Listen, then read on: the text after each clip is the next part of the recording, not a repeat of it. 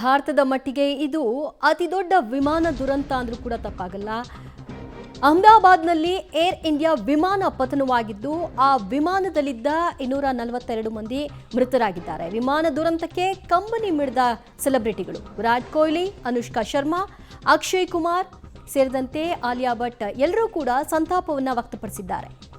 ದುರಂತ ಆದ ಕೂಡಲೇ ಹಲವರು ತಮ್ಮ ನೋವನ್ನು ತೋಡ್ಕೊಂಡಿದ್ದಾರೆ. ಈ ರೀತಿಯಾದಂತಹ ಒಂದು ದುರಂತ ಆಗಬಾರ್ದಿತ್ತು ಅನ್ನುವಂತಹ ವಿಷಾದವನ್ನು ಕೂಡ ವ್ಯಕ್ತಪಡಿಸಿದ್ದಾರೆ. ಒಂದೇ ವಿಮಾನ ದುರಂತ ಆಗಿದ್ದು ಅದರಲ್ಲಿ ಹಲವು ರೀತಿಯ ಡ್ಯಾಮೇಜ್ಗಳಾಗಿದೆ. ಅದು ವಿದ್ಯಾರ್ಥಿಗಳಿದ್ದಂಥ ಹಾಸ್ಟೆಲ್ಗೂ ಕೂಡ ಬಡಿದಿದೆ. ಅದರ ಪರಿಣಾಮವಾಗಿ ಅಲ್ಲಿದ್ದ ವಿದ್ಯಾರ್ಥಿಗಳಿಗೂ ಕೂಡ ಸಮಸ್ಯೆ ಆಗಿದೆ. ಈ ಹಿನ್ನೆಲೆಯಲ್ಲಿ ಬಾಲಿವುಡ್ ನಟ ನಟಿಯರು ಜೊತೆಗೆ ಕ್ರಿಕೆಟ್ ತಾರೆಯರು ಎಲ್ಲ ಇಂಡಸ್ಟ್ರಿಯ ಸೆಲೆಬ್ರಿಟಿಗಳು ಕೂಡ ಸಂತಾಪವನ್ನು ಸೂಚಿಸಿದ್ದಾರೆ. ದುರಂತ ಆಗಬಾರ್ದಿತ್ತು, ಇಂತಹದ್ದೊಂದು ದುರಂತವನ್ನು ನಾವು ಕಂಡೇ ಇಲ್ಲ, ಅಷ್ಟು ಭೀಕರವಾದಂತಹ ದುರಂತ ಇದು.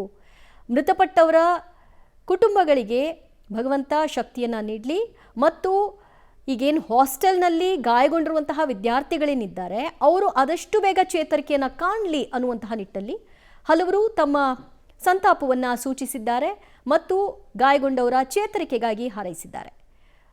ಈ ಘಟನೆ ಹೇಗಾಯಿತು ಅನ್ನೋದರ ವಿವರ ಮತ್ತು ಅದಕ್ಕೆ ಸಂಬಂಧಿತ ಕೆಲ ದೃಶ್ಯಗಳು ಲಭ್ಯವಾಗ್ತಾ ಹೋಯಿತು.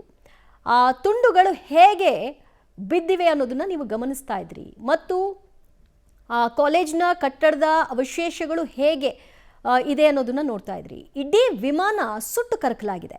ಆ ವಿಮಾನದ ಬಾಡಿ ಆ ಲೆವೆಲ್ಗೆ ಸುಟ್ಟು ಹೋಗಿದೆ ಅಂದರೆ, ಬೆಂಕಿಗೆ ಆಹುತಿಯಾಗಿದೆ ಅಂದರೆ ಅದರಲ್ಲಿ ಇದ್ದಂತಹ ಪ್ರಯಾಣಿಕರ ಪರಿಸ್ಥಿತಿ ಮತ್ತು ಅವರ ಬಾಡಿಯ ಸ್ಥಿತಿ ಹೇಗಿರಬೇಡ ಅನ್ನೋದನ್ನು ಅಂದಾಜಿಸಿ ನೋಡಲಿಕ್ಕೆ ಸಾಧ್ಯವೇ ಆಗಲ್ಲ. ಅದನ್ನು ನಾವು ನಿಮಗೆ ತೋರಿಸ್ಲಿಕ್ಕೂ ಕೂಡ ಆಗಲ್ಲ. ಆ ರೀತಿಯಾಗಿದೆ, ಅಷ್ಟು ಸುಟ್ಟು ಕರಕಲಾಗಿದೆ. ಸುಟ್ಟ ನಂತರದಲ್ಲಿ ಮೃತದೇಹಗಳು ಯಾರದ್ದು ಅಂತ ಕೂಡ ಗುರುತು ಹಚ್ಚಲಿಕ್ಕೆ ಸಾಧ್ಯವೇ ಆಗ್ತಿಲ್ಲ. ಆ ರೀತಿಯಾಗಿ ಮೃತದೇಹಗಳು ಸುಟ್ಟು ಹೋಗಿವೆ, ಕಪ್ಪು ಬಣ್ಣಕ್ಕೆ ತಿರುಗಿದೆ. ಈ ಹಿನ್ನೆಲೆಯಲ್ಲಿ ಆ ಮೃತದೇಹಗಳನ್ನು ಕುಟುಂಬಸ್ಥರಿಗೆ ಈ ಕ್ಷಣಕ್ಕೆ ಇವರದ್ದೇ ಅಂತ ಐಡೆಂಟಿಫೈ ಮಾಡಲಿಕ್ಕೆ ಸಾಧ್ಯವಾಗದ ಹಿನ್ನೆಲೆಯಲ್ಲಿ ಮೊದಲಿಗೆ ಪೋಸ್ಟ್ಮಾರ್ಟಮ್ ಮಾಡ್ತಾರೆ, ಅನಂತರ DNA ಟೆಸ್ಟ್ ಮಾಡ್ತಾರೆ. ಆದಾಗ DNA ಟೆಸ್ಟ್ ನಂತರವೇ ಇದು ಇವರ ದೇಹ ಅನ್ನೋದನ್ನು ಸ್ಪಷ್ಟಪಡಿಸಿ ಅದನ್ನು ಹ್ಯಾಂಡ್ ಓವರ್ ಮಾಡುವಂತಹ ಕೆಲಸವನ್ನು ಮಾಡ್ತಾರೆ. ಸದ್ಯಕ್ಕೆ ಆ ವಿಮಾನದಲ್ಲಿದ್ದಂತಹ ಬಾಡಿಗಳನ್ನೆಲ್ಲ ಹೊರಕ್ಕೆ ತೆಗೆದಿದ್ದಾರೆ. ಹೊರಕ್ಕೆ ತೆಗೆಯೋ ಮೂಲಕವಾಗಿ ಅದನ್ನು ಪೋಸ್ಟ್ಮಾರ್ಟಮ್ಗೆ ವ್ಯವಸ್ಥೆಯನ್ನು ಮಾಡಿಕೊಂಡಿದ್ದಾರೆ ಮತ್ತು DNA ಟೆಸ್ಟ್ಗೂ ಕೂಡ ಒಳಪಡಿಸಲಾಗಿದೆ.